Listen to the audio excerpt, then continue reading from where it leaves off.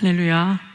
오늘도 주의 말씀과 은혜를 사모함으로 이전을 찾으신 여러분들을 주의 이름으로 환영하고 축복합니다. 우리 앞뒤 옆분들 바라보시면서 오늘도 말씀 안에 큰 은혜 누리시길 바랍니다. 이렇게 인사하겠습니다.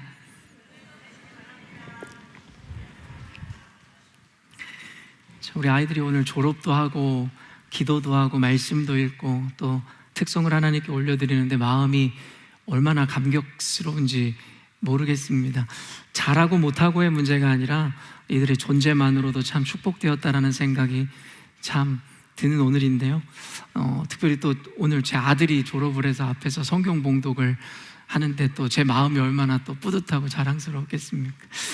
또 헤어스타일을 보면서 목사 아들 같지 않아서 여러분 많이 걱정하실 텐데, 돈이 없어서 못 잘라주는 건 아니고요, 자기가 나름 저 스타일에 나름 좋아서 머리를 기르는 중이라고 하니 부모 마음이야 속이 타지만 어쨌든 간에 하나님께서는 우리 있는 모습 그대로를 사랑하시기에 하나님께서 오늘 우리 아이들의 모든 모습을 통해서 너무 기뻐 받으셨을 줄로 믿습니다. 여러분 많이 응원해 주시고, 우리 어른들이 생각할 때는 지나온 사람들이기 때문에 별것 아니라 생각하지만 이 초등부를 떠나 학생부로 올라가고 프라이머리 스쿨을 졸업하고 이제 하이스쿨로 올라간다는 것 자체가 저 아이들에게는 하나의 큰 도전과 같이 여겨질 수도 있는 것이기에 여러분들 많이 기도해 주시고, 아까도 이야기했지만 또 수인이는 한국에서 온 지 얼마 안 됐잖아요. 그러다 보니까 아마 또 적응해내고 또 받아들여야 되는 도전이 또 다른 아이들과는 또 다른 의미일 거라는 생각이 들어서 우리 열린문교회 식구들이 함께 우리 수인이 위해서도 또 두 아이 위해서도 많이 기도해 주셨으면 좋겠습니다. 또 오늘 연주 덕분에 또 특별 연주 보는데 마음이 너무나 행복하고 너무 감사했습니다. 정말 황홀하다는 말이 어울릴 정도로 아름다운 연주였기에 오늘 전해야 되는 설교까지도 까먹을 정도로 너무 아름다운 순간이었고 하나님께서 너무 기뻐 받으셨으리라는 생각이 듭니다. 원래는 아이들과 우리 어른 설교를 좀 분리해서 본문도 따로 잡고 제목도 따로 해서 전하는데요, 오늘은 설교 준비하면서 아이들에게도 아무리 어리다고 할지라도 이 기준을 삶 가운데 조금씩 가르쳐 줘야겠다는 생각이 들어서 오늘 어른들과 함께 같은 본문, 같은 말씀의 내용을 짧게 간략하게 아이들에게 먼저 전해주고자 합니다.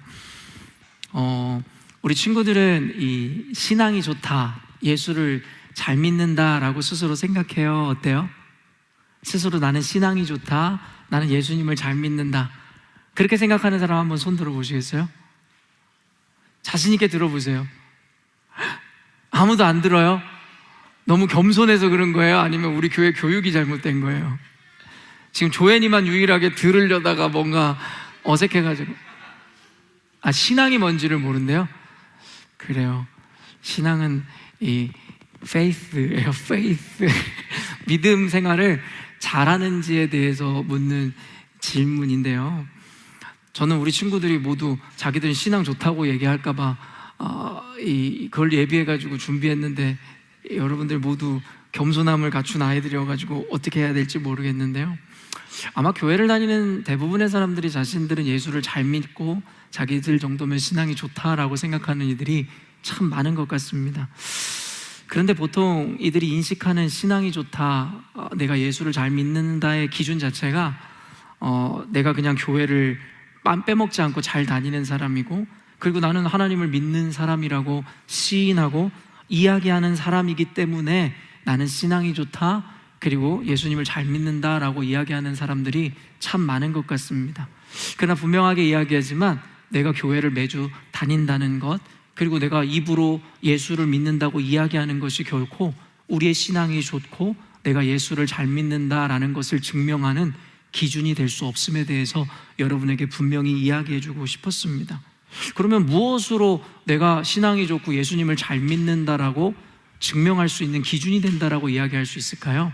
그것은 무엇이냐면 바로 여러분의 삶으로 증명해야 된다라는 거예요. reproof 해야 된다라는 거예요. 무엇을 통해서요? 여러분의 삶을 통해서 말입니다. 근데 어떤 친구들은 이런 얘기를 할 수 있을 것 같아요. 얼마 전에 성경 캠프를 했잖아요. 그때 주제가 비교하지 않아요 였잖아요. 그런데 하나님께서 우리가 배웠듯이 은사도 다르고 다양한 기질을 갖고 있고, 그리고 블러드 타입도 다르고, 그리고 사람들의 표현 방식이나 생각도 다 다르다는 것을 배웠는데, 그러면 어떻게 삶의 기준으로 우리의 신앙을 증명할 수 있습니까? 라는 이 질문이 우리 친구들 머릿속에 떠오를 수도 있을 것 같아요. 맞아요. 하나님께서는 우리를 다 다르게 만드셨고 서로 비교할 수 없는 가치로 만드셨기 때문에 우리가 우리의 각자의 모습이나 어떠한 것으로 내가 예수를 잘 믿는지 그렇지 못하는지를 증명한다라는 것은 불가능에 가까운 것 같아요. 그럼에도 불구하고 성경에서 예수님께서는요, 여러분의 열매를 통해 여러분이 좋은 나무인지 나쁜 나무인지에 대해서 증명할 수 있다라고 가르쳤어요. 여러분, 여기서 열매라고 하는 것이 무엇이냐면 바로 여러분의 삶, 여러분이 살아가는 모습이라고 이야기할 수 있을 것인데요, 이 말인즉슨 여러분이 어떠한 모양과 어떠한 모습으로 삶을 살아가고 삶에 마주하는 다양한 환경과 상황 가운데 여러분이 리액트 하는지에 따라 여러분들이 진짜 좋은 예수님을 믿는 사람인지 아니면 가짜 신앙인인지가 증명된다라고 성경에서 이야기하고 있다는 거예요. 단순히 여러분의 외모나 여러분의 탤런트나 가진 능력에 따라 여러분들이 좋은 신앙인인지 그렇지 않은지가 아니라 여러분이 어떻게 반응하고 살아가는지가 여러분들이 진짜 신앙인인지 가짜 신앙인인지를 증명하는 기준이 된다라고 이야기하더라는 것이죠. 그 중에서도 가장 중요한 반응의 기준이라고 할 수 있는 것이 무엇이냐면 바로 여러분의 삶이 힘들어지고 어려운 순간을 맞이했을 때 여러분이 어떻게 그 상황에 대해 리액트 하는지가 여러분이 진짜 신앙인인지 가짜 신앙인지를 밝혀줄 수 있는 기준이라고 이야기하는 거예요. 우리 하율이가 얼마 전에 그런 이야기를 하더라고요. 우리 선명이 누나가 너무 착하고 너무 밝고 너무 이 행복감이 많은 사람인데, 그런데 단 한 번 교회에서 소리를 지르고 기분이 안 좋아질 때가 있다는 거예요.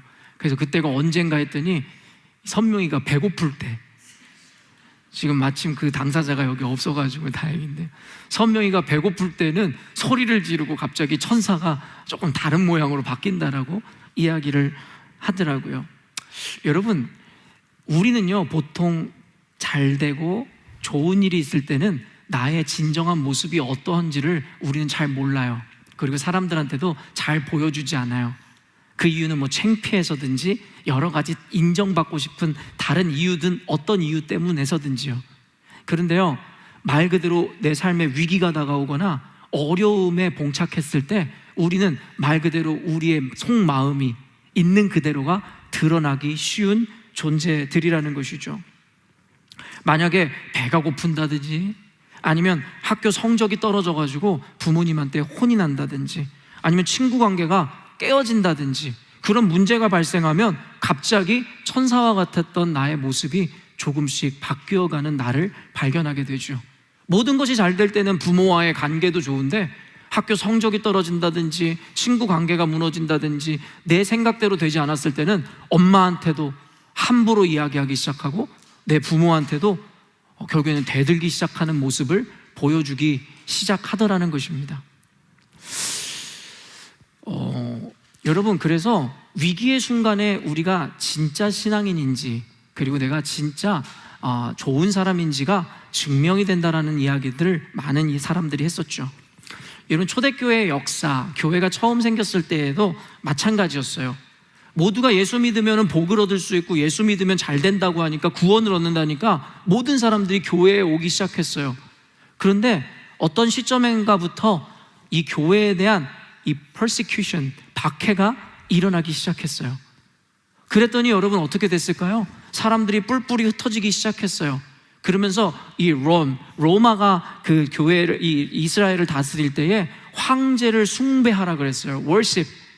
그들의 왕을 worship하라고 이야기한 거예요. 그랬더니 우리 잘 알고 있잖아요. 예수님 믿는 사람은 다른 신은 절대 섬기거나 그 앞에서 우리 bow down 하지 않는다는 걸 너무나 잘 알고 있잖아요. 그랬을 때에 가차없이 그런 성도들은 다 사자밥이 되거나 불에 태워 죽임을 당했어요. 그랬더니 많은 사람들이 교회에서 이탈하기 시작했고 예수를 믿는 그 믿음을 부인하고 부정하기 시작했다라는 것입니다. 여러분 어때요? 평안하고 좋을 때에는 모두가 예수를 잘 믿는 줄 알았어요. 그런데 어려움이 다가오고 힘든 상황이 오자 모두가 그 믿음을 저버리고 교회를, 예수님을 떠나더라는 것이죠. 우리 친구들은 아직 진짜 어려움이 무엇인지에 대해서 어른들이 말하는 그 고통을 잘 모를 거예요. 그럼에도 불구하고 우리 어린 친구들도 저마다가 느낄 수 있는 고통의 문제와 절망의 문제들이 있을 거예요. 그때 여러분은 누구인가를 여러분 스스로가 살펴보시면 돼요. 단순히 내 뜻대로 잘 되고 내 인생이 잘 풀려서 부모 말씀 잘 듣고 착하게 살아가는 게 아니라 고난과 어려움과 고통의 문제가 있을 때에도 여러분은 그 마음의 스탠스를 그대로 유지할 수 있는지에 대해서 점검할 수 있어야 된다는 것이에요. 오늘 설교 제목이 무엇이었냐면 나의 계획이 실패하고라는 제목이에요. 어른들뿐만 아니라 아이들도 나름의 계획을 세울 거예요. 내가 이렇게 해서 어떤 하이스쿨을 갔으면 좋겠고 어떤 대학을 가고 이렇게 해서 어떤 친구들을 사귀고. 그런데요, 중요한 거는 그 계획대로 되어지면 좋은데 그 계획이 실패했을 때 나의 모습, 나의 리액션은 어떠냐에 대해서 여러분에게 묻고 싶은 거예요. 여러분 뜻대로, 여러분 맘대로 되지 않을 때에. 오늘 본문에 등장하는 사도 바울, 여러분 다 알고 있잖아요. 사도 바울은 총 3차에 걸쳐서 전도 여행을 했는데요, 1차 전도 여행을 무사히 마치고 이제 2차 전도 여행을 떠나기 전에 그들의 과정을 그리고 있는 게 오늘의 본문이에요. 근데 사도 바울은 원래 2차 전도 여행 때에 아시아 에베소의 지역에 가서 복음을 전하고 싶었어요. 근데 오늘 성경 말씀을 읽어보니까요, 성령님께서 그것을 못하게 하는 거예요. 그래서 아시아로 가려던 계획을 접고서는 다른 지역으로 가고 그리고 또 다른 지역으로 가려는 계획을 세웠는데 예수의 영이 그것조차도 허락하지 않더라는 거예요. 여러분, 사도 바울이 자기의 욕심을 위해서도 아니었어요. 복음을 전하고 하나님의 영광을 위해서 계획을 세웠어요. 왜냐하면 아시아 지역의 에베소 지역이라는 곳은 국제 무역항이 있었던 곳이에요.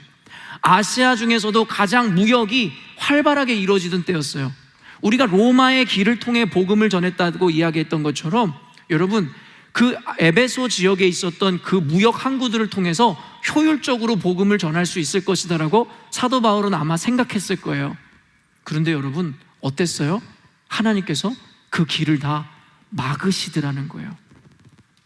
우리 계획이 실패할 때요, 우리에게 처음 들어오는 감정은 depression 아니면 despair, 절망적인 감정일 거예요. 왜냐하면 내 계획이 계획대로 되지 않았다라는 것은 그 failed, 실패했다라는 것을 의미한다라고 우리는 보통 생각하거든요. 근데 과연 성경에서도 여러분의 계획대로 되지 않은 것이 곧 fail이고 여러분에게 curse와 같은 거라고 이야기하고 있을까요? 성경에서는 전혀 그렇게 이야기하고 있지 않다라는 거예요. 오늘 우리 친구들에게는 몇 가지 기준만 간단하게 전해주고 싶어요. 사랑하는 우리 청소년 아이 여러분, 하나님께서는 주권자가 되세요.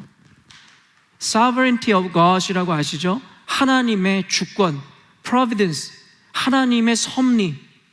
하나님은요, God has a plan for you guys. 여러분을 향한 계획을 분명하고 갖고 계세요. 그리고 우리가 인정하지만 하나님은 어떤 분이세요? Almighty God, 전능하신 하나님이세요. 하나님은 모든 것을 아시고 모든 것을 가능케 하실 수 있는 분이 여러분에 대한 계획을 갖고 있다는 거예요. 그런데 여러분 어때요?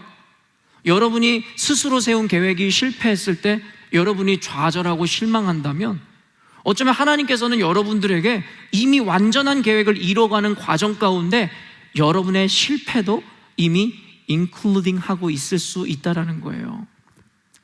그래서 예레미야서를 보면요, 바벨론의 포로로 끌려갔었던 이스라엘 백성들에게 하나님께서 뭐라고 이야기하냐면 너희를 향한 나의 생각을 내가 안 하니 그것은 결코 디자스터, 절망이 아니라 너희 장래에 소망을 주려 하는 나의 플랜이라고 이야기하고 있다는 거예요. 여러분, 여러분의 뜻대로 여러분의 계획대로 되지 않는다고 해서 그것을 실패라고 이야기하지 마세요. 그것을 디자스터라고 얘기하지 마세요. 그것을 하나님이 우리를 curse한다라고 생각하지 마시라는 거예요. 하나님은 여러분에 대한 분명한 계획을 갖고 계시고 그것을 반드시 이뤄내실 거예요. 그리고 마태복음에 보니까 이런 말씀이 있어요. 아무리 악한 자라 할지라도 자기 자녀들에게는 좋은 것을 줄 줄 알거든 하물며 하늘에 계신 하나님께서 좋은 것을 달라 하는 너희들에게 좋은 것을 주시지 않겠느냐라는 말이 있어요. 사랑하는 열린문교회 여러분, 하나님께서 여러분의 삶에 대한 플랜을 갖고 계시고 완벽하게 그 플랜을 이루실 거예요. 믿으시죠? 그런데 그와 동시에 어떤 개념을 우리가 갖고 있어야 되냐면, 하나님은 여러분을 사랑하신다는 거예요. 그렇기 때문에 여러분에게 여러분이 원하는 것보다 더 좋은 것을 주실 수밖에 없는 분이라고 성경은 이야기하고 있다는 거예요. 마지막으로 잠언서와 이 이사야서에는 뭐라고 기록하고 있냐면, 너희의 생각과 나의 생각, 하나님의 생각은 다르다고 이야기했어요. 그리고 잠언서에서는 뭐라고 이야기하냐면, 너희들이 계획할지라도 그 걸음을 인도하시는 분은 하나님이시라고 이야기하고 있어요. 믿으시죠? 여러분이 계획할지라도 그것을 인도하시는 분은 하나님이신데, 때로는 그 계획이 실패하게 되고 여러분 마음과 뜻대로 되지 않는다고 해서 그것이 뭔가 이상하다라고 생각하지 마세요. 하나님이 더 좋은 것을 주시고자 여러분에게 잠깐의 hardship, suffering, 고난을 허락하고 계실 뿐이라는 거예요. 우리 안에 이와 같은 성경적 개념과 기준이 분명하다면, 우리 친구들이 공부를 하고 앞으로 사람들을 만나고 친구를 사귈 때에 어떠한 절망과 어려움과 고통의 문제가 여러분에게 혹 다가온다 할지라도 여러분은 결코 실망하거나 좌절하지 않을 거예요. 데살로니가서에서 주님께서 우리들에게 뭐라고 이야기하냐면, 너희들은 항상 기뻐하고 항상 범사에 감사하라고 이야기해요. 그리고 그것이 God's will, 하나님의 뜻이라고 이야기하고 있어요. 근데 우리 친구들의 삶을 한번 살펴보세요. 여러분 always 여러분 기뻐하세요? 그리고 모든 것으로 인해서 감사하냐라고요. 때로는 부모님 때문에 엄마 왜 나를 원치도 않는 이곳으로 데리고 왔어? 왜 나는 내 뜻대로 되지 않는 거야? 라고 불평하면서 스스로 depressed 되고 stressful 하고, 여러분 스스로가 절망적인 상황 가운데 스스로를 막 저취하고 그러지 않으세요? 근데 성경에서는 결코 그럴 수 없대요. 그리고 그 근거를 말씀을 통한 기준을 통해 우리들에게 주고 있는 거예요. 여러분 기억하세요. 첫째, 하나님은 실수가 없으신 분이라는 거예요. 여러분에 대한 계획을 반드시 이뤄내실 거예요. 근데 그 계획이 나쁜 것이 아니라 자녀인 여러분들에게 최고로 좋은 것을 주실 수밖에 없어요. 그래서 욥이 이렇게 이 세계관을 가지고 이야기하는 거예요. 나를 단련하신 후에 정금과 같이 사용하시리라. 우리 친구들이 항상 하나님의 뜻 안에 잘 되고 형통하고 좋은 일만 있었으면 좋겠어요. 그런데 목사님이 살아보니까 늘 좋은 일만 있을 수는 없는 것 같아요. 그런데 때로는 그와 같은 고통과 어려운 문제가 다가온다 할지라도 절대 절망하지 마세요. 네거티브한 생각하지 마세요. 그걸 실패라고 생각하지 마세요. 적어도 하나님을 믿는 하나님의 자녀인 우리들이라면 그 상황 가운데 더욱 감사하시고, 그 가운데서 더 하나님이 어떻게 인도하실지에 대한 여러분 기대감과 함께 하나님이 주시는 평안을 누리시는 우리 어린이들, 우리 학생부 친구들 되시기를 주님의 이름으로 축원합니다. 기도하겠습니다. 하나님 아버지, 감사합니다. 우리 열린문교회의 소망이고 미래일 뿐만 아니라 이 시대를 위한 사명자로서 주께서 우리 아이들을 세워가시고 하나님께서 키워가시는 줄로 믿습니다. 어려서부터 예수를 알았다라는 것이 얼마나 큰 복이며, 어려서부터 성경의 기준을 마음에 새길 수 있다는 것이 얼마나 축복인지를 우리는 모두 알고 있습니다. 이들의 마음 가운데 들려진 메시지를 통해 하나님 성경의 기준이 그들 안에 세워지게 하여 주옵소서. 그래서 그들이 만나게 되고 마주하게 될 어떤 상황과 환경 가운데서도 하나님 앞에 이 기준을 붙잡음으로 말미암아 결코 세상에 패배하지 않게 하여 주시고, 감정이라는 것에 하나님 아버지 우리가 좌지우지 되지 않게 하여 주옵소서. 우리 아이들의 마음이 늘 주님 안에 감사를 고백하게 하시고 늘 평안을 누리게 하심으로 말미암아 사랑하는 부모님과의 관계 가운데, 학교 친구들과의 관계 가운데, 교회 친구들, 형제 자매들과의 관계 가운데 늘 좋은 반응, 좋은 남으로서의 반응을 해내므로 하나님께 인정받는 신앙인으로 성장하게 하여 주옵소서. 감사드리며 거룩하신 예수님의 이름으로 기도합니다. 아멘. 우리 아이들에게 박수 여러분 격려해 주시고요. 우리 선생님들과 아이들은 함께 각자의 장소로 이동하시면 좋을 것 같습니다.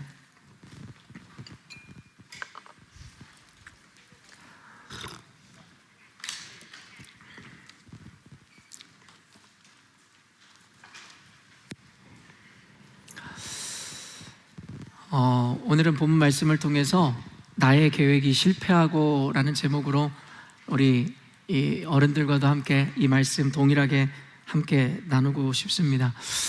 여러분, 디폴트라는 단어 알고 계시나요?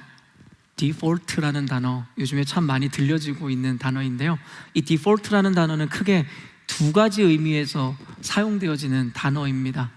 여러분이 생각하는 이 디폴트라는 단어의 의미가 여러분에게 어떻게 받아들여집니까? 아마도 이 IT나 컴퓨터 기술 분야에서 종사하시거나 그것에 관심이 더 많은 분들은 아마 이 디폴트는 초기값, 기본값을 의미한다라고 이해하고 있을 거예요. 이 아주 쉬운 예로 여러분에게 설명해 드리면, 워드 프로세서의 어떤 글자 모양이라든가 자간의 간격이 잘못되었을 때에 어떻게 원래로 돌아가지 여러분이 고민하잖아요. 그때 이 디폴트 값이 여러분이 주어지면 원래 기본적인 모양으로 돌아가게 되어 있습니다. 그리고 여러분, 뭐 바이러스가 침투했다든가 컴퓨터 프로그램에 문제가 되었을 때 그것을 포맷하고 다시 디폴트 이 상황을 맞이하게 되면 다시금 정상적인 이 모양으로 기본값으로 돌아가게 된다 할 때 우리는 기본값 그리고 초기값이라는 이 의미에서 디폴트를 사용합니다. 근데 만약에 경제적인 어떤 차원에서의 이해를 더 많이 갖고 계신 분들은 이 디폴트라는 것의 의미가 바로 채무 불이행이라는 개념으로 쓰인다라는 것을 알고 계실 거예요. 요즘에는 국가 부도 사태, 그 국가 부도의 현상을 바로 이 디폴트라는 것으로 규정하기도 합니다. 전혀 같은 단어인데 전혀 다른 모양 같은데요, 여러분, 인문학적인 개념에서도 이 디폴트라는 개념을 인용해서 이야기한 사람이 있는데, 미국의 베스트셀러 작가이자 인간관계 전문가인 이 데프니 로즈 킹마라는 이 여인이 이와 같이 정의한 바가 있습니다. 바로 사람의 행동 습관이 곧 디폴트다라고 디파인한 거예요. 근데 이게 무슨 말인지 정확하게 이해가 안 되실 것 같아서 조금 풀어서 그녀의 이야기를 설명해 드리면, 디폴트란 상황에 어떻게 대처하고 무엇을 해야 할지 모를 때 자신이 자동적으로 행하는 행동이나 습관을 말한다라고 그녀는 정의하고 규정하더라는 것이에요. 말 그대로 어떤 상황이 주어졌을 때에 어떻게 자기가 인식했든 인식하지 못했든 자동적으로 행하는 행동이나 습관을 그녀는 디폴트라고 정의하더라는 것입니다. 쉬운 예로 사람마다 어려운 일에 직면했을 때에 그것을 대처하는 습관이 다들 다른 것 같습니다. 예를 들어 스트레스를 받거나 어려운 일을 당했을 때 어떤 사람들은요, 쇼핑을 하는 것으로 스트레스를 풀기도 하고, 또 어떤 사람들은 어떻습니까? 자극적인 음식을 찾잖아요. 그래서 스트레스 받았어, 나 오늘 좀 매운 걸 좀 먹어야 될 것 같아. 그래서 음식으로 스트레스를 풀기도 하고, 어떤 사람은 땀을 한 바가지 흘리면서 열심히 운동하여 그 스트레스를 푸는 이 반응을 보이는 이들도 있을 것입니다. 또 어떤 이들은 음주 가무를 즐김으로써 그저 쾌락에 빠져 그 순간의 스트레스를 풀려고 하는 이들이 있겠죠. 아까도 이야기했처럼 이처럼 어떠한 일에 대해 의식적이든 무의식적이든 습관적으로 대처하는 우리의 행동 습관을 바로 디폴트라고 정의하더라는 것입니다. 저는 근데 이 개념에서 한 단계 더 나아가 그리스도인인 우리들에게 묻고 싶었어요. 그 인문학적인 개념에서의 이 디폴트라는 이 정의를 통해서 그리스도인인 저와 여러분에게 묻고 싶습니다. 그리스도인인 여러분들의 디폴트는, 그 기초값은 어떤 것입니까? 라고 말입니다. 중요한 것은 자신이 가지고 있는 이 디폴트 값에 의해서 우리의 반응과 행동이 달라지게 됩니다.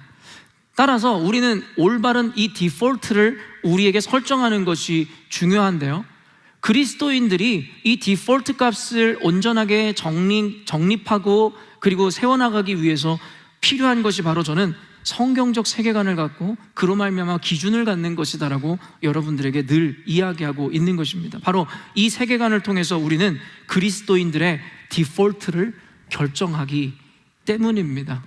여러분들이 어떠한 상황이나 어떤 환경 가운데 여러분이 의식하든 의식하지 못했든 반응하는 그 모습 자체를 바로 디폴트라고 규정한다면, 결국에는 그 행동 양식을 결정하는 데 있어서 가장 중요한 것이 되는 것이 바로 성경의 기준이 바로 그리스도인의 디폴트를 결정하는 중요한 것이다 라고 여러분들에게 이야기하고 있다라는 것입니다.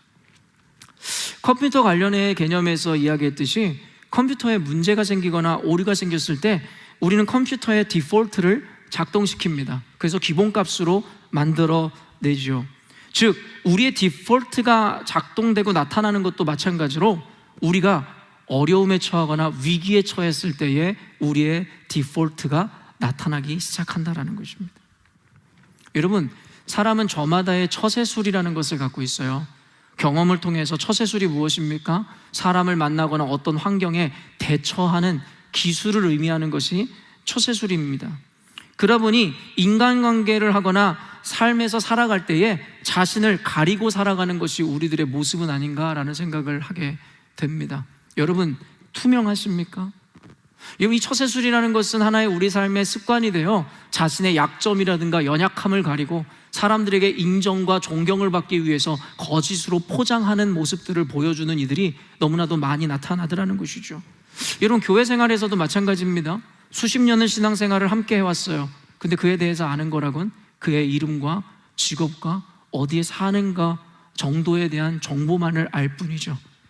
왜냐하면 서로가 서로에게 투명한 자신을 보여주려 하지 않기 때문입니다. 그러다 보니까 여러분 어떻습니까? 교회에 위기가 생기거나 어려움이 생기면요, 이들은 너무나 쉽게 교회를 갈라치게 하고 교회를 분열시키고 떠나버립니다. 왜일까요? 30년 동안 넘게 신앙생활을 해왔지만 결국에 그들은 늘 자신을 가리고 포장하여 진짜 나를 보여주지 않는 관계성을 형성해 왔었기 때문입니다. 우리 열린문교회에서는 셀 모임을 잘 진행하고 있다고 확신합니다. 그러면서 조금씩 자신들의 마음을 오픈하기 시작하고, 심지어 어떤 리더는 얘기하지 말아야 되는 것까지 얘기한 것은 아닐까라는 걱정을 했다 할 정도로 자신의 삶을 투명하게 포장하지 않고 내놓는 훈련을 우리 열린문교회에서는 하고 있는 것 같습니다. 여러분, 그럴 때에 우리는 진짜 가족이 되는 것입니다. 가족이라는 것은 어렵고 힘든 상황, 단순히 좋고 행복한 시간만이 아니라 어렵고 힘든 순간에도 서로를 오픈하고 그것을 받아주고 용납할 때의 진정한 가족 공동체가 되는 것이에요. 그러다가 교회가 위기를 당한다거나 억울함과 어려움에 당했을 때에 그와 같이 마음을 터놓은 가족 공동체가 쉽사리 흩어지거나 서로를 부정하고 비난할 수 있을 거라고 생각하십니까? 오늘날의 현대인들이 구성하고 있는 오늘날의 교회들은 이와 같은 처세술로 인해 스스로를 포장하고 가림으로 말미암아 사람뿐만 아니라 심지어는 하나님에게조차도 스스로를 포장하고 가리기에 이르더라는 것이죠. 하나님과 1대1로 기도하고 있음에도 불구하고 하나님 앞에 내 마음을 정직하게 고백하지 못해요.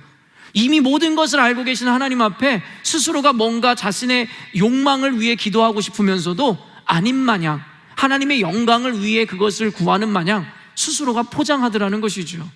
다 아시는 하나님 앞에서도 말입니다. 그런데 이 처세술이라는 것이 결국에 무력화되는 시점이 있습니다. 바로 극단적인 위기나 어려운 상황에 몰렸을 때 말입니다. 인간은 결국엔 자기 본연의 모습을 그 위기의 순간에 드러내게 되어 있어요. 그러니까 아무 일 없이 평범한 교회 생활을 할 때에는 스스로 의로운 척, 스스로 선한 척, 예수님을 잘 믿는 척 스스로를 포장하고 가릴 수가 있어요. 근데 교회에 그리고 인생에 진정한 어려움과 위기를 만났을 때에 더 이상 처세술로는 포장하거나 가릴 수 없는 순간이 오게 되죠. 그때 내추럴한 나의 모습이 드러나게 된다는 거예요. 아주 작은 예지만 특별히 여성분들에게 많이 나타나는 건데 뭐예요? 극심한 배고픔을 느낄 때 여성들은 이 본성을 그대로 드러내잖아요. 사실은 저는 공감이 잘 안 되는 파트인 것 같아요. 지난주에 얘기했지만 남자 여자가 너무 달라서일까요? 여성분들은 뭔가 배가 고프거나 뭐 이렇게 속이 허기지면 짜증이 쉽게 나고 막 그 본성이 그대로 드러나나 봐요. 저는 잘 이해되지 않지만 그와 같은 것과 같은 맥락이에요. 평소에는 교양 있는 척, 평소에는 조신한 척하지만 배가 고픈 순간에 자신의 인성이 그대로 드러날 수 있다는 것이죠. 공포의 순간 아니면 억울한 순간에 몰렸을 때 인생이 그대로 드러난다는 것입니다. 그리스도인들 역시도 자신들의 삶이 위기에 처하거나 예기치 못한 상황을 맞이했을 때 이 신앙적 디폴트가 그대로 드러나게 된다는 거예요. 언젠가도 이야기했지만 미국의 어떤 장로의 이야기, 교계에 이미 유명한 사람이 되었는데요, 여러분, 그가 비즈니스에 성공한 사람으로서 물심양면에서 얼마나 미국의 이민교회를 돕고 유명한 사람이 되었게요. 근데 여러분에게 나눠드렸잖아요. 이제는 자신이 죽을 지경에 이르고 병에 걸려서 이제 오늘 내일 하는 순간에 여러분, 그가 했던 고백 유명하지 않습니까? 예수고 뭐고 다 필요 없다. 여러분, 그의 모습은 어떤 것이었습니까? 그의 믿음은 어떤 것이었어요? 그저 인생이 잘 나가고 평안하고 자기 뜻대로 이루어지기 때문에 그는 자신을 포장하고 가리워서 남들에게 선한 사람인 마냥, 좋은 신앙인 마냥 포장하고 가릴 수 있었다라는 것이죠. 근데 죽음의 위기 가운데 결국엔 그의 진정한 디폴트가 드러나고 반응되어지기 시작하더라는 것이죠. 특별히 오늘 설교의 제목 자체가 나의 계획이 실패하고 입니다. 이 제목에서 보여주듯이 우리가 마주한 그 위기와 그 어려움의 순간, 그것이 바로 내 계획이 내 뜻대로 진행되지 않아 절망을 느끼는 그 순간에 저와 여러분은 과연 어떠한 반응을 하는지에 따라 그 디폴트 값을 결정한다라는 이야기를 해드리고 싶은 것입니다. 우리는 나름 계획을 세웁니다. 그렇죠? 하다못해 새해를 시작할 때에 다이어트 계획이든 아니면 성경 일독 계획이든 계획을 짭니다. 아니면 더 큰 의미에서는 내가 앞으로 어디에 가서 어떻게 아이들을 교육하며 살아갈까. 그래서 시드니로 유학을 오거나 이민을 오는 분들도 계시겠죠. 물론 때로는 무계획이 계획이다라는 표어를 내걸고 자유로운 삶, 발길이 이 닿는 대로 사는 삶을 지향하는 이들도 있지만, 그들이 이야기하는 바는 그럴지라도 그들의 인생 가운데 작게나마 모두가 계획해서 오늘은 무엇을 먹을지부터 시작하여 계획을 하는 것이 인간의 당연한 삶의 모양일 것입니다. 그런데 문제가 무엇일까요? 계획을 세우는 것까지는 좋은데 내 계획이 내 뜻대로, 내 생각대로 이루어지지 않는 것이 문제라는 것이에요. 우리가 우스갯소리로 그런 이야기도 하잖아요. 배우자를 향해서 내 계획대로였다면 너를 만났겠냐? 뭐 이런 얘기를 하잖아요. 여러분, 말 그대로 평생의 반려자인 내 배우자를 만나는 것조차도 자신의 계획과는 달랐다라는 거예요. 우리는 그렇게 공들여 세웠던 계획이 무너질 때에 비로소 절망이라는 감정을 느끼게 된다는 것이죠. 여러분 한번 생각해 보세요. 지난날에 여러분이 세웠던 계획들, 단순히 이성과 배우자에 대한 계획뿐만 아니라 여러분 인생, 비즈니스, 아니면 여러분의 삶에 대해 세웠던 계획들, 그리고 그것이 여지없이 무너지고 실패했을 때의 기억이 분명히 여러분들에게 있을 것이에요. 그랬을 때 여러분들은 어떻게 반응하고 어떠한 감정을 표출하셨냐라는 것이죠. 우리가 계획이 실패했을 때마다 이와 같이 절망하고 분노하고, 그리고 우리가 고통 가운데 빠지는 이유가 너무나 단순합니다. 그 이유가 무엇이냐면 바로 잘못된 정의 때문이에요. 잘못된 규정 때문이라는 거예요. 어떤 잘못된 규정입니까? 바로 내 계획대로 되지 않음이 곧 실패다라는 규정 말입니다. 여러분 모두가 일반적으로 여러분의 계획대로 되지 않았을 때 여러분은 나는 실패했어라고 이야기하지 않나요? 이미 내 계획대로 되지 않았음에 대한 정의를 여러분은 이미 실패라고 규정하고 있는 거예요. 그러다 보니까 여러분의 계획대로 되지 않았을 때 여러분은 절망과 두려움과 고통을 느낄 수밖에 없다라는 것이죠.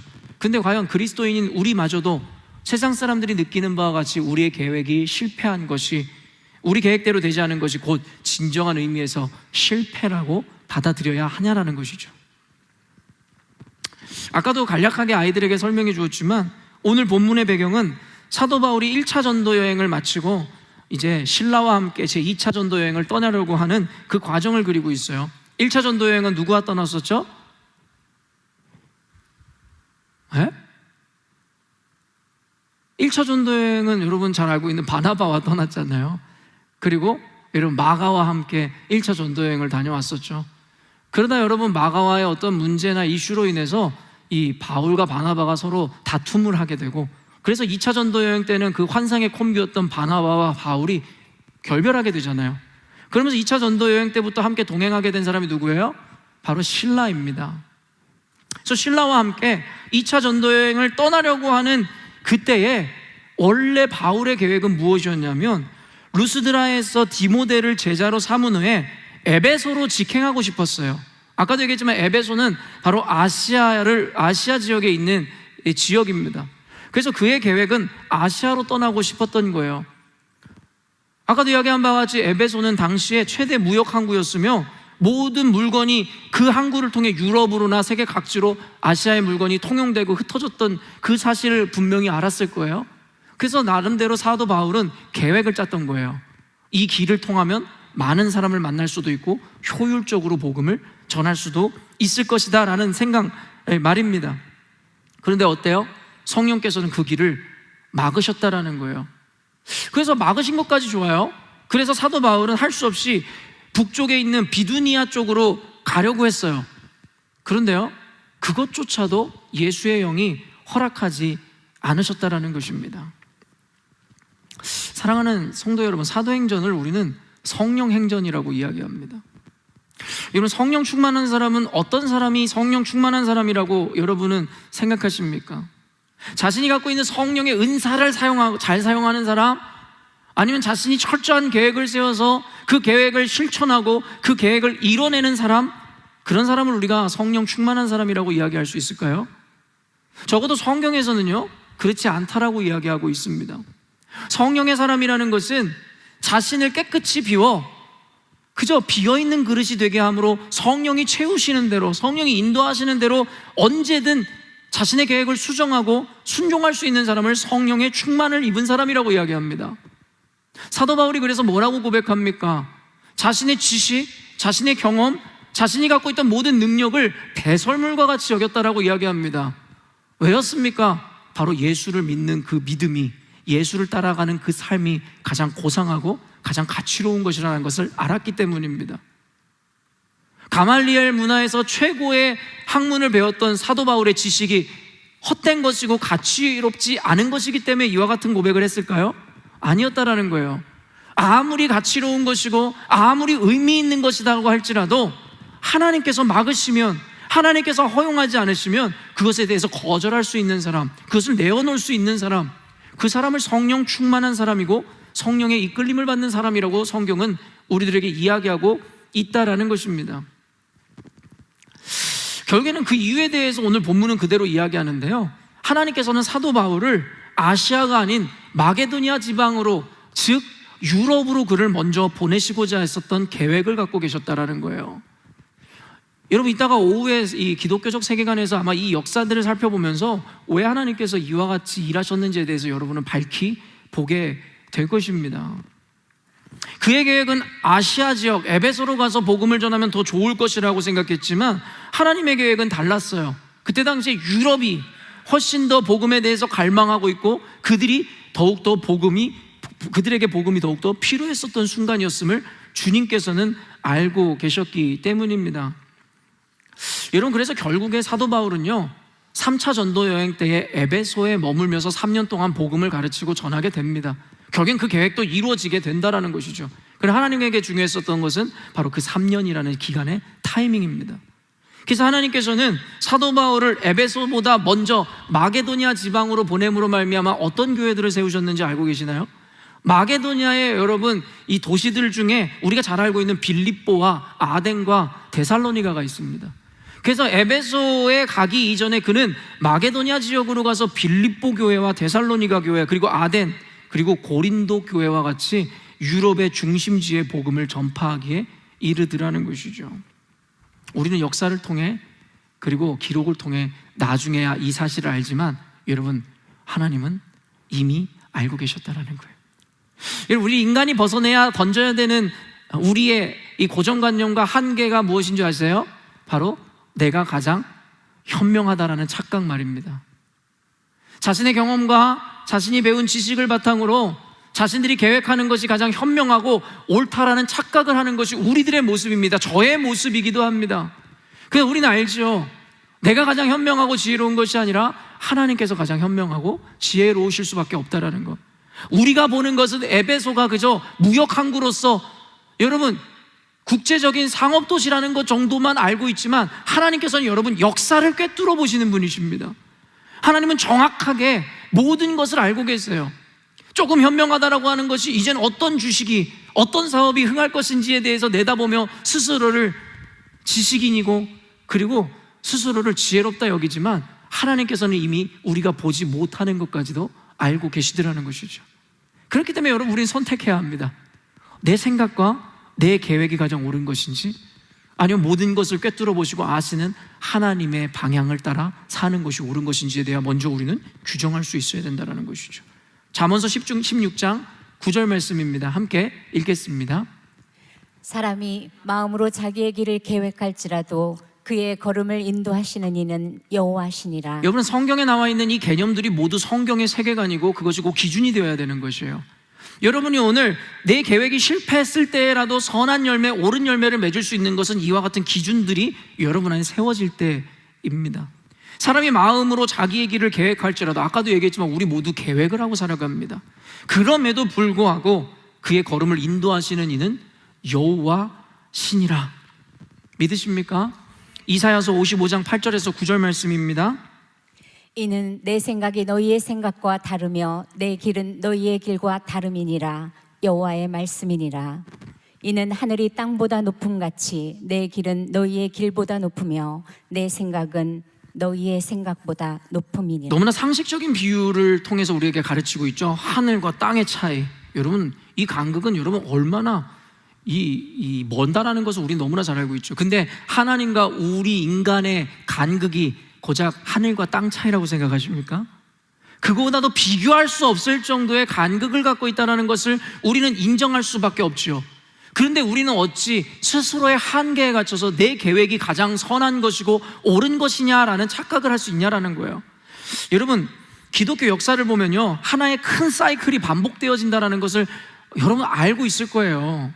여러분, 그래서 역사를 공부하는 게 왜 중요하냐면요, 그래서 어떤 일이 이런 이야기를 했어요. 역사를 등한시하는 국가와 민족에게는 미래가 없다. 역사를 알지 못하는 자들에게는 미래가 없다라고 이야기할 정도예요. 왠 줄 아세요? 역사를 살펴보니까요, 이 역사에는 큰 사이클을 중심으로 계속 반복 운동을 하고 있다라는 거예요. 여러분, 이것은 단순히 초대교회부터 중세교회를 지나 근대교회에 오면서 그 과정만이 아니라 구약의 개념에서도 마찬가지였어요. 어떤 사이클입니까? 바로 여러분, 형성기와 그리고 혼란기와 전성기와 쇠퇴기입니다. 여러분, 인간도 마찬가지지 않아요? 우리는 이 형성기, 탄생기가 있어요. 모두가 태어나죠. 그러다 혼란기, 청소년기를 맞이하게 됩니다. 그러다가 어른이 돼서 우리는 전성기를 맞이하게 되죠. 근데 어김없이 받아들여야 되는 게 뭔지 아십니까? 바로 쇠퇴기입니다. 여러분, 이것을 부정할 수 없어요. 이건 하나님의 하나의 역사의 흐름이라고 우리는 배워왔습니다. 그렇기 때문에 여러분, 이와 같은 세계관과 기준을 갖고 있는 자들은요, 오늘날의 교회의 모습으로 인해서 절망하거나 고통스러워하거나 두려워하지 않습니다. 다만 그 가운데서 과정 가운데 최선을 다하여 역전시키려고 하는 노력을 하는 것은 우리들의 당연한 태도이겠으나 그것 자체가 우리를 두렵게 하거나 절망케 하지 않는다고요. 무슨 말이냐면 결국엔 역사의 사이클의 한 시점 가운데 지금 우리는 교회의 쇠퇴기 가운데 살아가고 있을 뿐입니다. 이상한 일이 아니라 역사적으로 반복되어 왔던 일입니다. 구약 성경에도 결국에는 하나님께서는 이스라엘 백성들을 만드시고 그들의 과정, 연단의 과정을 통해 그들을 부흥케 하시고 복을 주세요.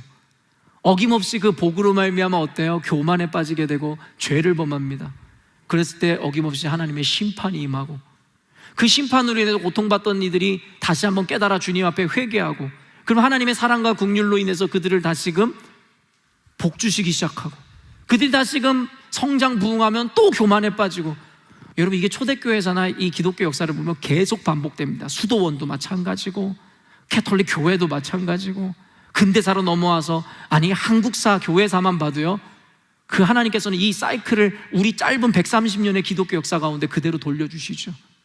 성경의 기준을 아는 것, 역사를 아는 것, 하나님의 경륜을 아는 게 그래서 중요합니다. 우리 안에 온전한 열매를 맺어낼 수 있기 때문입니다. 온전한 디폴트를 우리가 나타낼 수 있기 때문이라는 것입니다. 여러분, 초대교회가 생성되고 핍박받았어요. 사자밥이 되기도 하고 불에 태워 죽기도 하고. 그래서 그들은 교회가 무너져 뿔뿔이 흩어져 디아스포라 되게 되죠. 그때 초대교회 사람들은 어떤 생각과 어떤 감정을 느꼈을까요? 그게 그들의 계획이었을까요?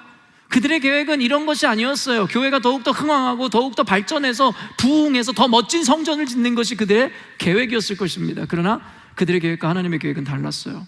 그들의 고난과 핍박을 줘 그들을 디아스포라 시키시죠. 그리고 우리는 알고 있습니다. 그것이 곧 복음의 확장을 의미했었다는 것을 말입니다. 결코 우리들의 계획이 이루어지거나 그대로 되지 않음이 곧 실패를 의미하는 것도 아니고 저주를 의미하는 것도 아니라고 성경은 분명하게 우리들에게 이야기하고 있습니다. 더 높고 깊은 수준의 세계로 인도하고자 하는 하나님의 철저한 계획이라고 우리들에게 말씀하고 계시죠. 예레미야서 29장 11절 말씀입니다. 여호와의 말씀이니라.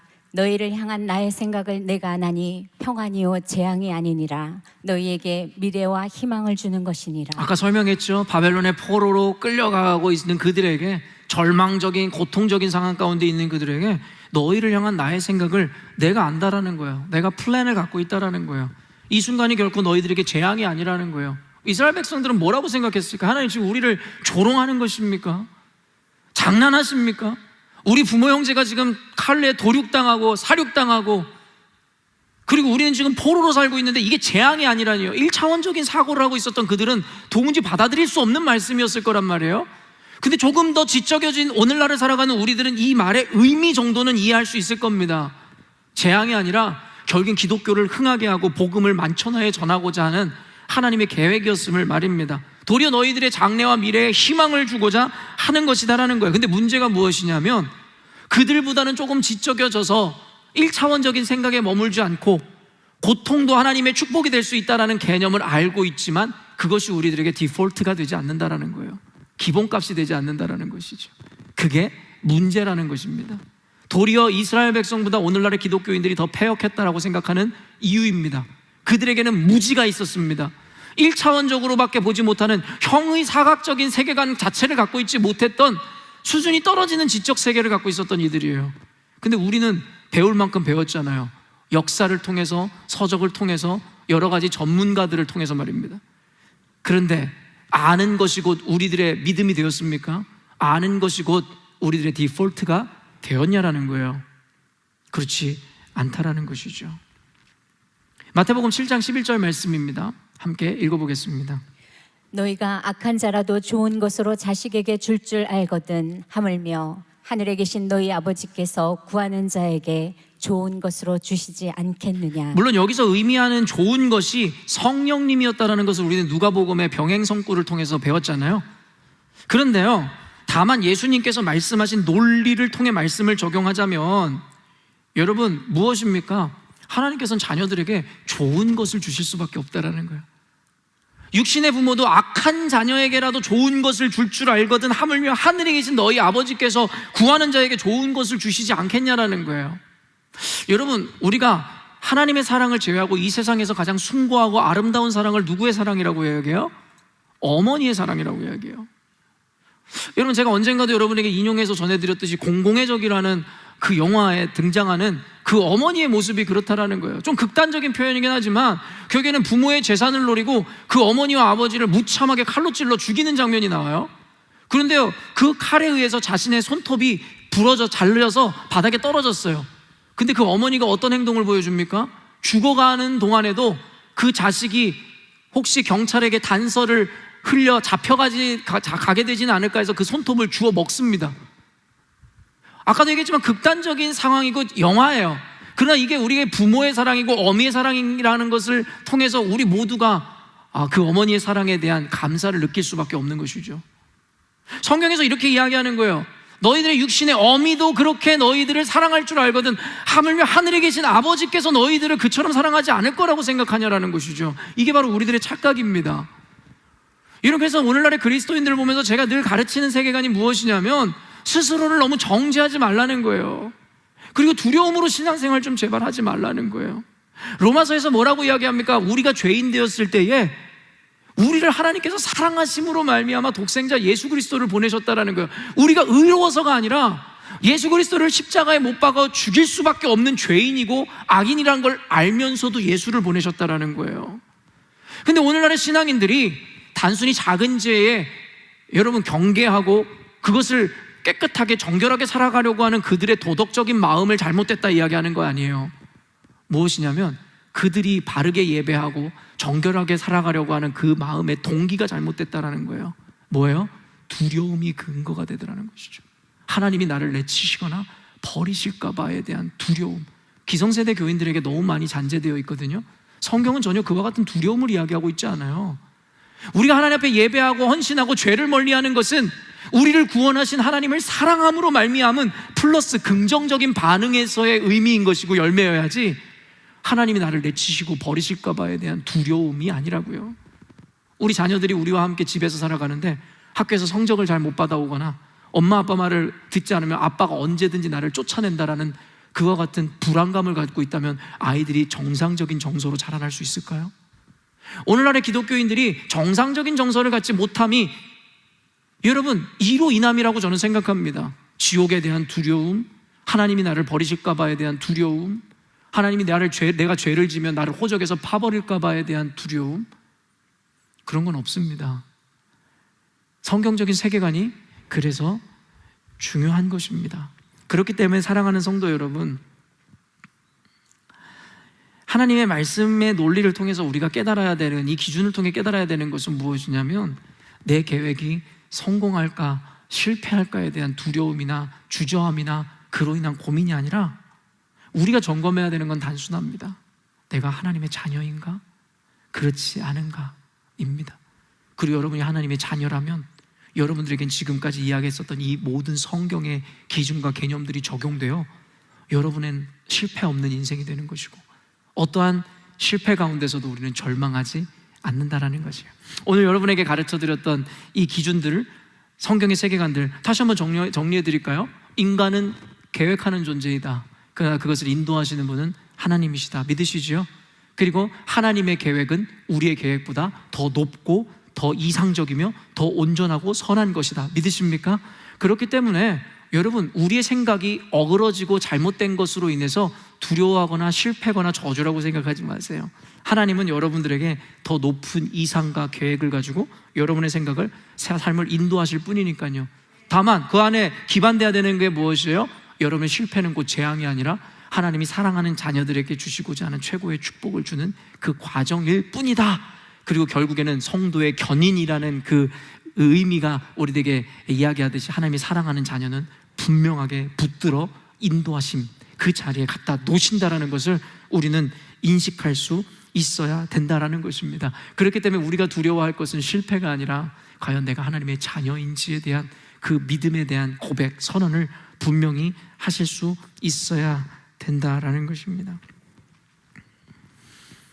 우리가 하나님의 분명한 자녀라면 우리가 세운 계획의 실패는 결코 진정한 의미에서의 실패가 아닙니다. 더 좋은 것을 주시기 위한 하나님의 계획이 발동된 것이라고 생각하시면 됩니다.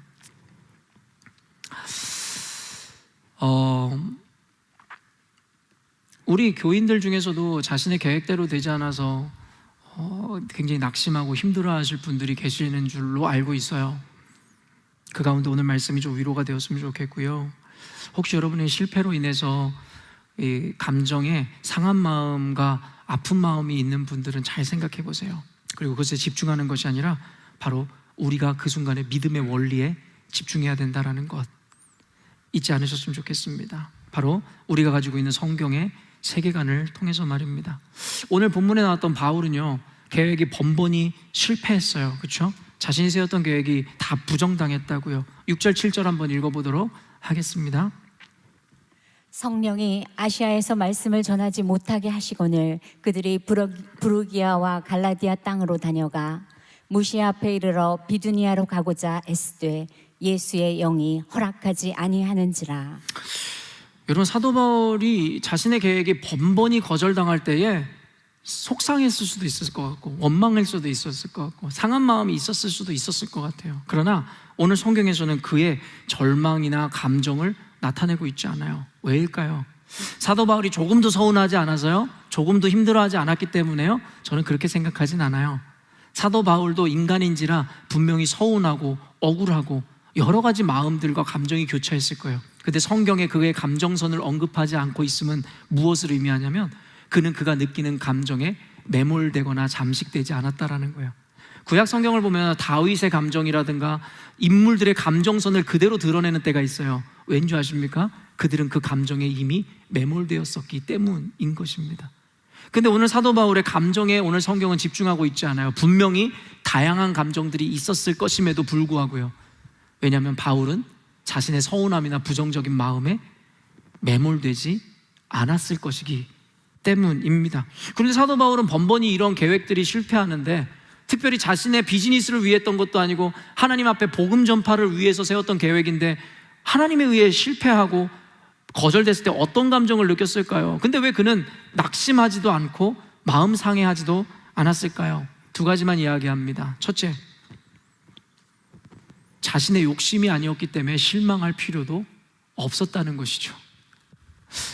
여러분, 우리는 말씀을 역으로 잘 생각해 봐야 돼요. 사도 바울이 서운했을 수 있었던 이유, 자신의 욕망을 위한 것도 아니고 하나님을 위해서 계획했던 건데 이루어지지 않자 낙심할 수도 있다라고 우리가 합리적으로 생각해 볼 수 있겠지만, 이걸 역으로 뒤집어 보세요. 어차피 널 위해서 한 거 아니었잖아. 하나님을 위해서 한 거였는데 실패했는데 왜 너가 낙심을 하니?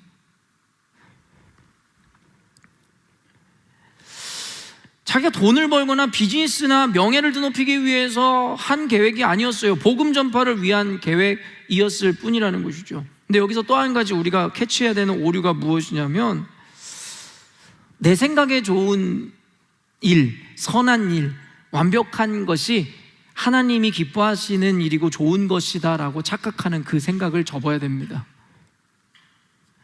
때로는 우리는 이와 같은 오류에 사로잡히기도 해요. 우리가 누군가를 초대하잖아요. 초청하면서 내가 좋아하는 음식, 내가 좋아하는 장소를 선택해놓고 내가 초대한 사람도 그것을 좋아하기를 바라고 그것에서 당연하게 자신이 누리는 행복감을 느끼기를 원한다는 거예요. 언젠가도 얘기했지만 제가 제 부모를 초청했을 때 말입니다. 내가 좋아하는 외국 음식들을 준비해놓고 내가 좋아하는 관광지를 다 선정해놓고 당연히 우리 부모님도 좋아하실 거라는 착각, 우리가 하나님을 섬기면서도 동일한 착각 가운데 빠졌다라는 거예요. 자신이 생각하는 도덕성, 자신이 생각하는 정의, 자기가 생각하는 선함이라는 것으로 하나님이 기뻐하실 거다라는 착각에 빠져 있다라는 거예요. 자신의 의도나 목적은 좋았는지 몰라도 초대받은 대상에게 그것이 꼭 좋은 것이었을까요? 여러분, 이솝우화를 통해서 우리도 잘 알고 있잖아요. 제가 종종 여러분에게 예를 드는 거, 정확하게 어떤 동물이었는지 기억 안 나는지만 예를 들어 사자와 소라고 생각해 보세요. 사자와 소가 사랑에 빠졌어요. 사랑하는 그에게 좋은 의도를 가지고 사자가 소를 초청했어요. 그리고 소에게 자기가 좋아하는 신선한 고기를 선물로 내주는 거예요. 그 사랑받는 소는 그 고기를 먹을 수 있었을까요? 근데 이번에는 여러분, 소가 사랑하는 사자를 자신의 집으로 초대했어요.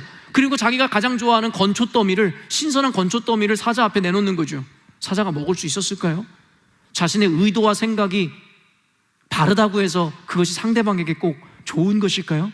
근데 여러분, 오늘날의 교회의 모습이 이와 같다라는 거예요. 자신들이 만들어놓은 예배의 모양, 자신들이 만들어놓은 도덕의 규범, 자신들이 생각하는 선함, 자신이 얘기하는 율법들을 만들어 놓고 그것을 지키면 하나님이 좋아하실 거다라는 착각에 빠진다라는 것이죠.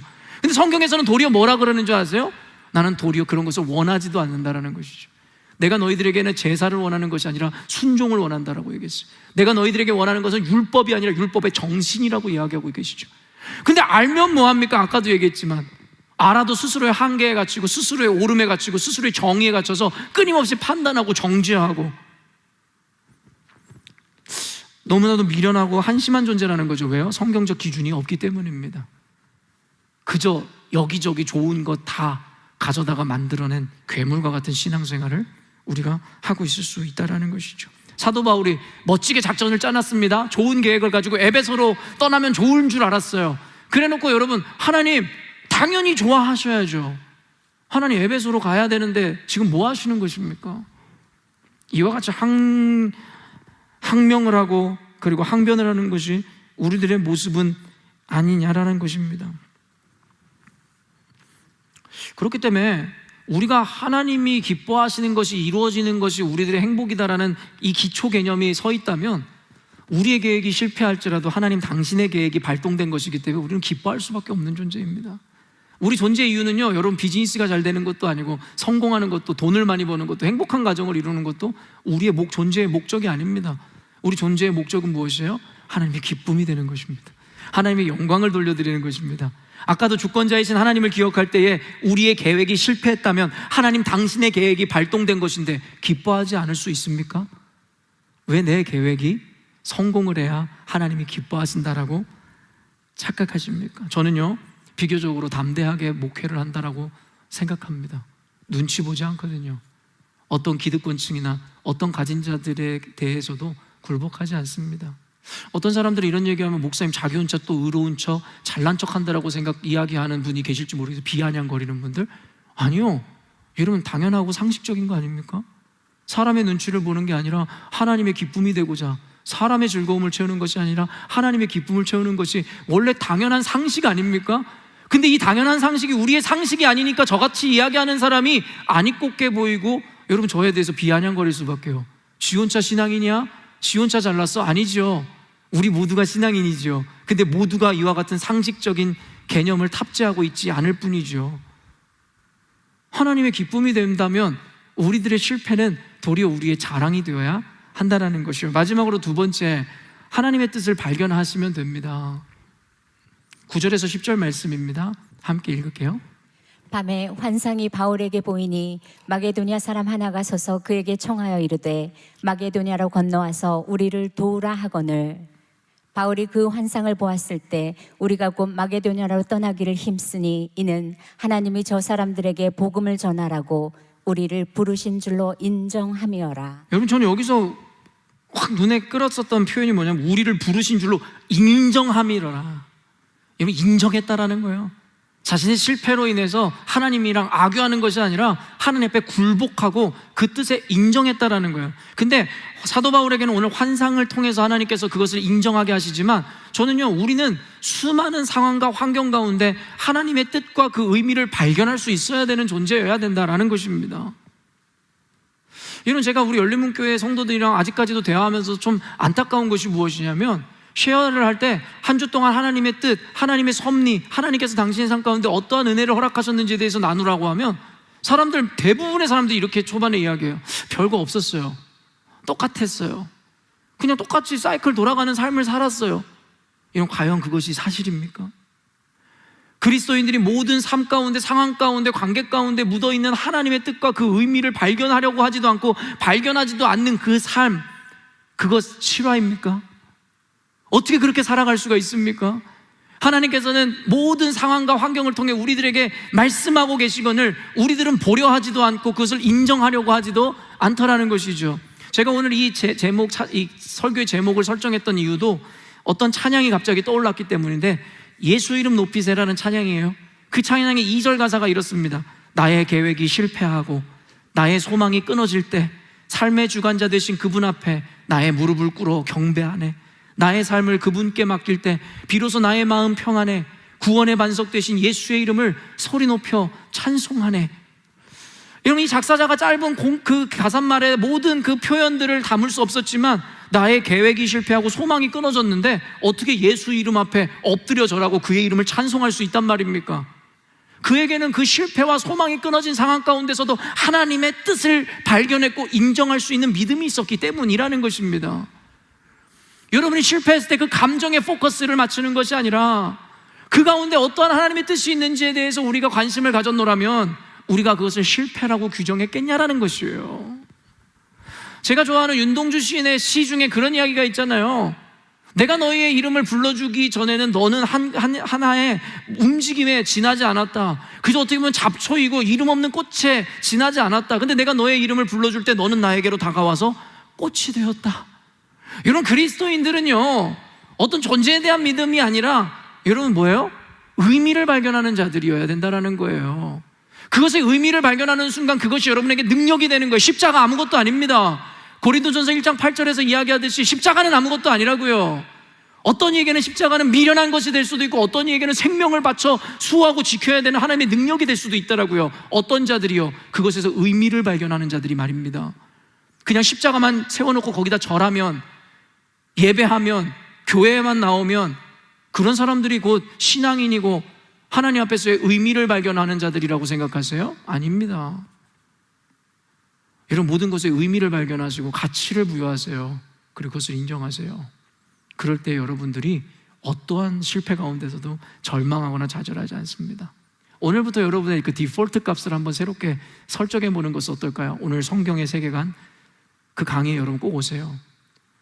그 강의에 와서 여러분이 생각하는 신앙 말고요, 여러분이 편견으로 만들어 온 신앙 개념 말고요, 역사를 통해, 성경을 통해 증명되어지는 그 성경의 기준을 여러분이 오늘 세우시고 그 세계관으로 렌즈를 갈아 끼시길 바랍니다. 그랬을 때에 여러분의 디폴트, 기본값, 어떤 상황과 환경에도 반응하는 여러분들의 리액션이 성경적인, 그리고 하나님이 이야기하는 온전한 신앙인으로서의 그 리액션을 할 수 있게 될 줄로 믿습니다. 함께 기도하겠습니다.